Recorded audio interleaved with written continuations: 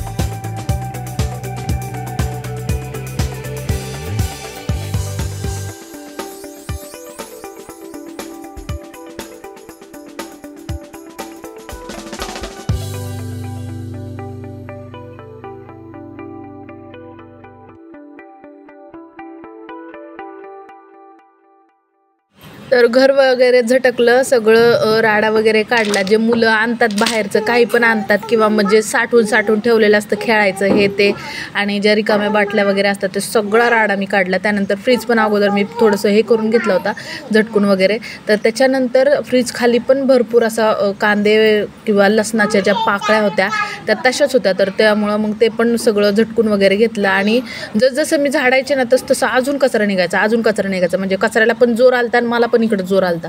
त्याच्यामुळे ना एवढा कचरा साठला, बघू शकता तुम्ही. तरी अजून किचनची साफसफाई करणं बाकी आहे. हे फक्त हॉलमधलाच कचरा आहे, किचनमधला पण तुम्हाला मी दाखवेन नक्की.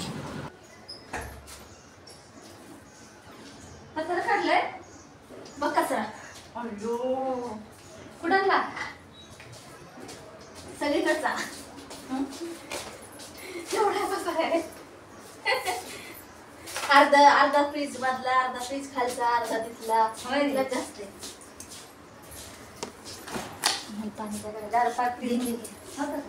नाही ठेवलं पण वाटतंय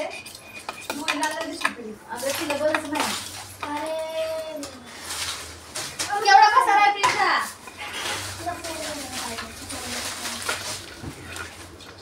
मला व्हिडिओ काढते.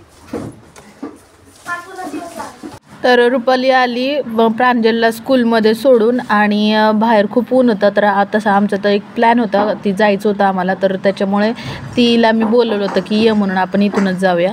तर बघूया आता काय होतं आहे ते. तर चला आता कचरा पटापट मी सगळा गोळा करून घेते. ही पूर्ण बादली जी आहे ना, ती कचऱ्याची सकाळीच तो माणूस घेऊन गेला होता. कचऱ्याची बादली रिकामी झाली, पण आता हे कचऱ्यानेच ती पूर्ण बादली जी आहे ती भरलेली आहे. म्हणजे कचऱ्याचा डस्टबिन जो आहे तो सगळा भरलेला आहे. तर आता चला पटपट आवरून घेते आणि त्यानंतर मग थोडंसं गप्पा वगैरे आणि नंतर मग कुठे जायचं प्लॅन तो एक आमचा आहे. तर तो पण सक्सेसफुल होतो आहे की नाही काय माहिती, कारण जे गोष्टी आणायच्या होत्या त्याच रुपालीने नव्हत्या आणल्या, त्याच्यामुळं मग तो एक प्लॅन कुठेतरी फ्लॉप झाल्यासारखा झाला आहे.